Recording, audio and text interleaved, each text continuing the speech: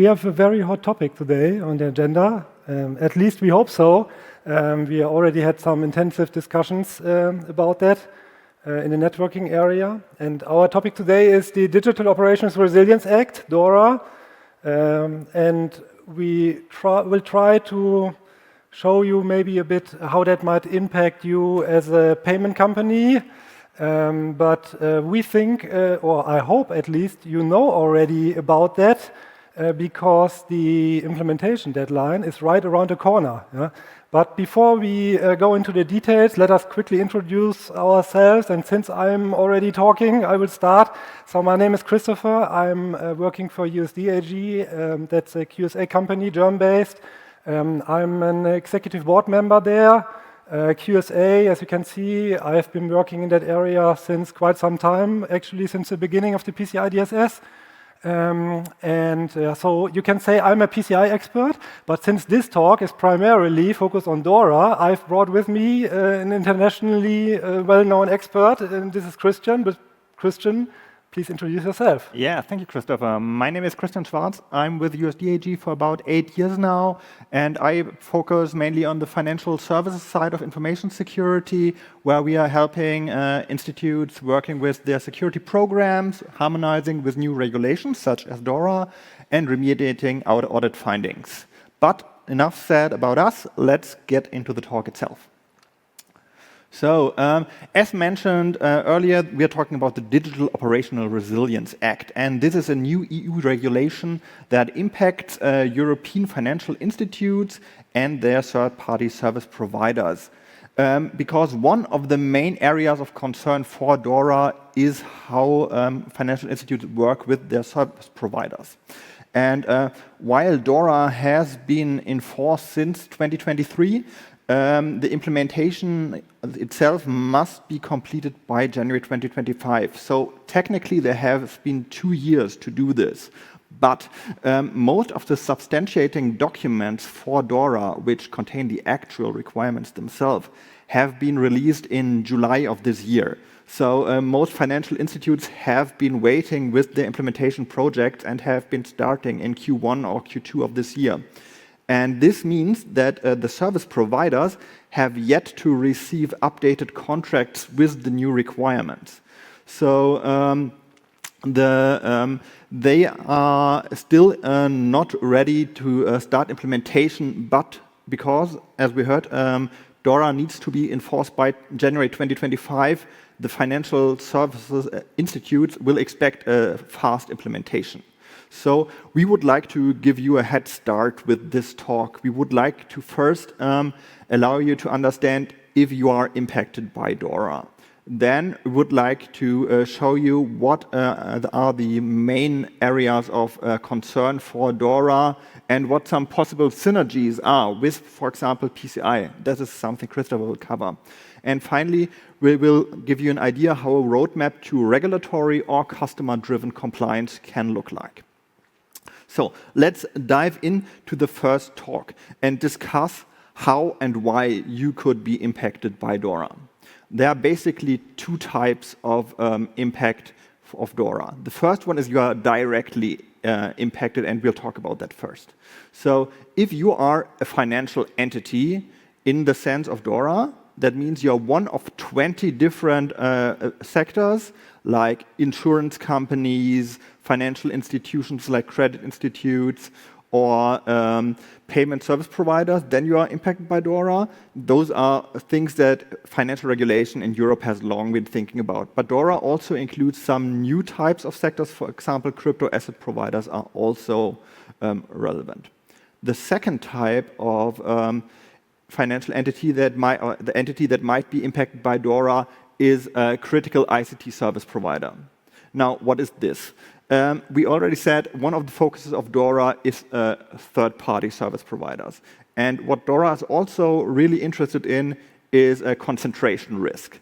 So based on the reported service providers of financial institutions, the European supervisory authorities will analyze cluster risk and will designate specific service providers as critical service providers. It is currently not defined who those will be, but we have a pretty good understanding of them. Those will be the hyperscalers, your software providers, which are basically found in every enterprise. I think you can imagine who I'm talking about.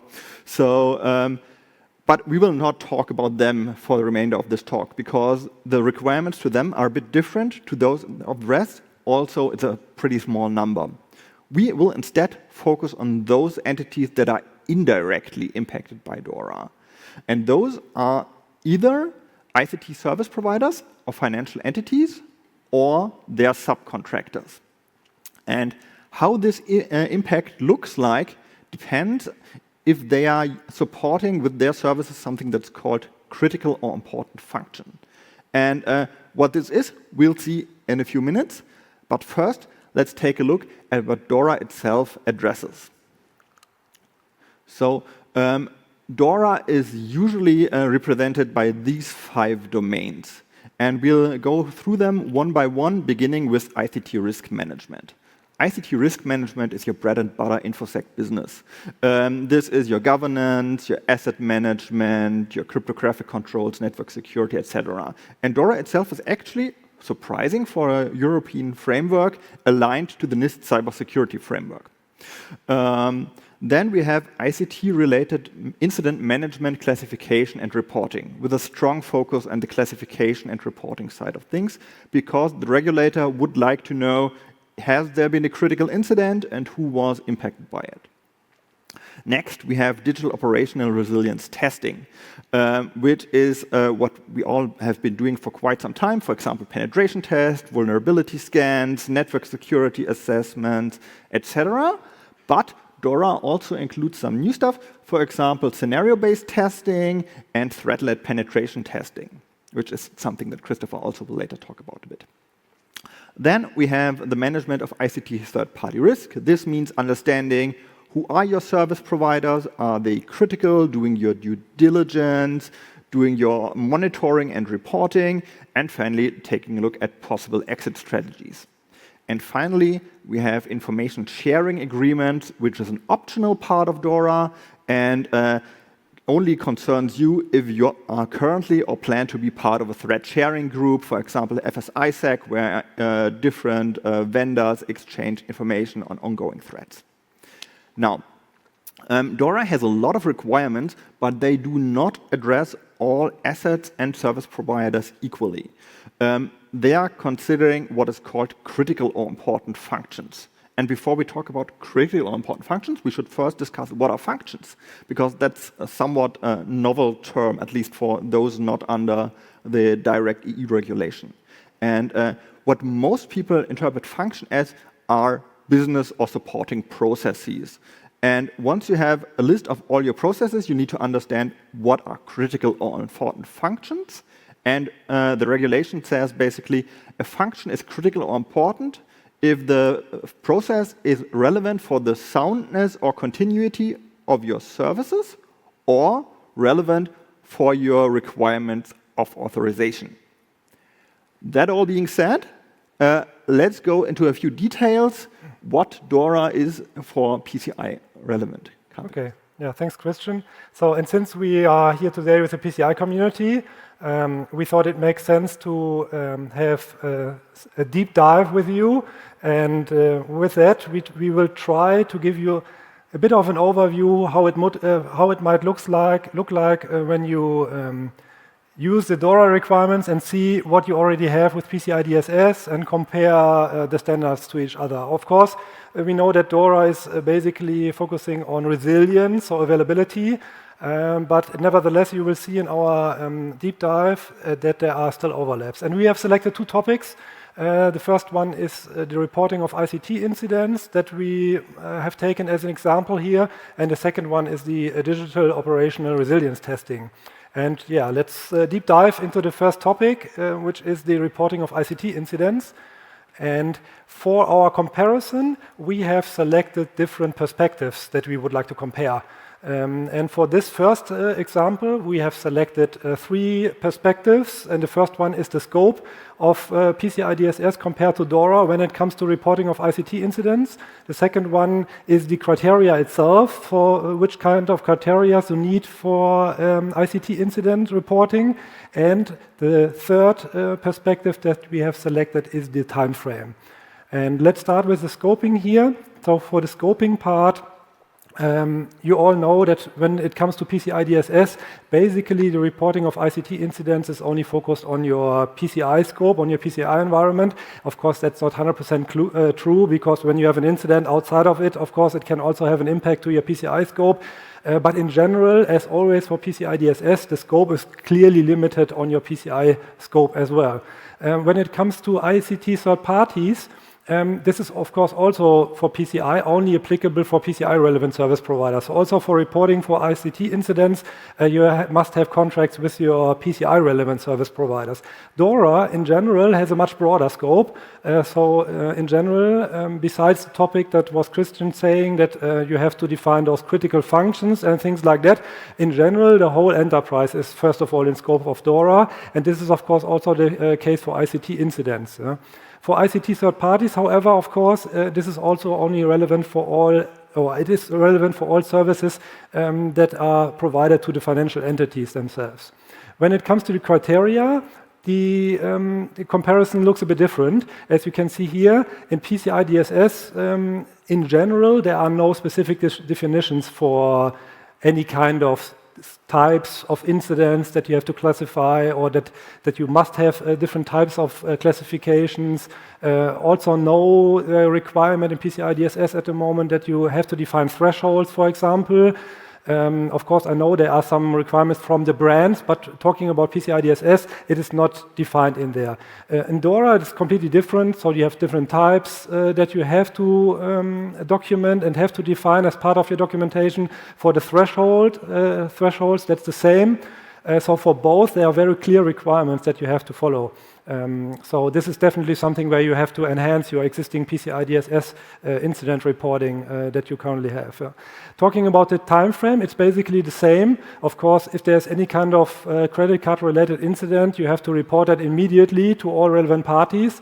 That's clear. But in DORA, on the other side, there are very specific requirements for those reporting timeframes. For example, here we have taken some examples like 4 hours after classification, providing initial report, and so on. So here are very strict requirements. So this is also something where you might adopt or might need to adopt your existing PCI DSS incident response plan and the documentation around that. Talking about the next deep dive, Christian already talked a bit about that with the topic threat-led penetration testing. So also here we have selected 3 different perspectives. First one is again the scoping that we would like to compare. And then we have criteria methods that we would like to compare. And the third one are the results. So how do I document the results? Meaning, what do I do with the results coming from operational resilience testing? For the scoping part, again, it's simplified, of course. It's a PCI DSS scope when we are talking about penetration testing or other kinds of tests. For DORA, however, it's based for all ICT assets. But again, here it can be risk-based. But of course, it's pretty clear that your existing PCI environments probably will be based on a risk assessment, will fall into a probably higher risk category, so that this testing, of course, has to be done also according to DORA. And then we have this new topic, threat-led penetration testing, that is currently not required by PCI DSS, but probably very likely will be relevant for your production environment, for your PCI scope, coming from DORA, because the requirement is in there for all critical or important functions. Talking about the methods, here we have quite some overlap, not 100%, but things like penetration testing, you have to do code reviews, also vulnerability scans. This is also required by DORA. So when you look at your PCI implementation, you already have a lot of requirements in place on that side. But again, here, the threat-led penetration testing is a very important topic that you have to have in mind here in this area, because that is currently, again, not required by PCI DSS. Might be a hint for the PCI Council, maybe to put that also into PCI standards in the next revision, but let's wait for that. Talking about the results, again, here we have some kind of big overlap, I would say, because based on PCI DSS, you already must have a risk-based remediation program, vulnerability management program for all vulnerabilities that were identified as part of the testing. So that's something that is already required from PCI DSS perspective. And that is basically also required from the DORA side here as well. So you need a risk-based remediation, vulnerability management program as well. And again, the remark here at the end that you have to include threat-led penetration testing results, of course, also into that program, and also other parts of tests that maybe not included in PCI DSS yet. But in general, as I said, you have a quite good baseline already when you implemented the PCI DSS requirements. And with these two samples, deep dives, I will give it back to Christian, and he will then give you an overview about the implementation program, how that might look like, where are you staying, and how are you probably dealing with all those topics for the implementation part. Okay, thank you so much.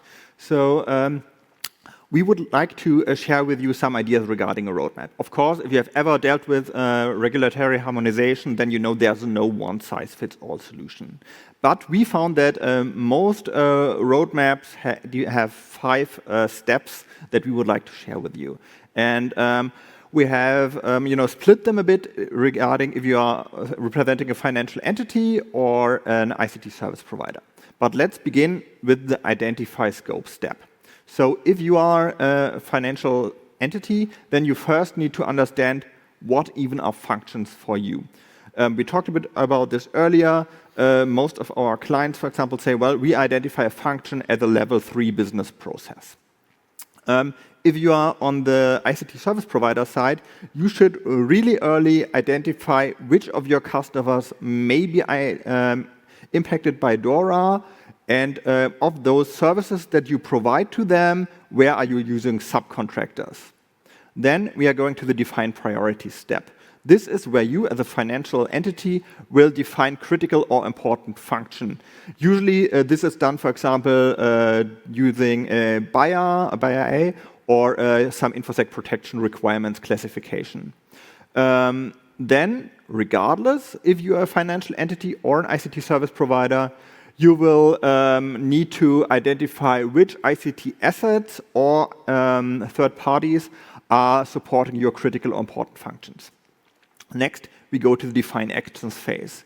Here you need to define new requirements, controls, and processes in order to implement the regulatory requirements. You also will need to define new contractual requirements for your service providers. In the plan roadmap stage, you are doing the actual planning for the operationalization of your new controls. You will also need to schedule your renegotiation for contracts, because from our experience, this is going to be a lot of work. There's going to be a high number of vendors that you will need to talk to. You will also want to begin keeping your stakeholders informed. Finally, in the operational controls phase, you need to do the actual implementation of the new controls, be it internally or externally, where you'll also need to do the controlling of your third parties. And finally, you need to keep your stakeholders updated. Maybe to close out with some sneak peek where our clients are currently staying. Most of them have now finished their implementation planning and are in the implementation phase.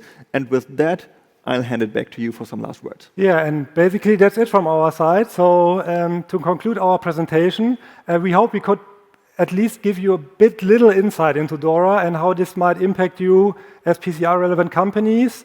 Thank you for your time. I can tell you we could maybe talk about that for another hour, but we tried to squeeze anything into 20 minutes what was possible. So if you have any further discussion points or questions, I can assure you, Christian is very happy to discuss anything with you in the networking area. So feel free to search for us. And yeah, thank you very much.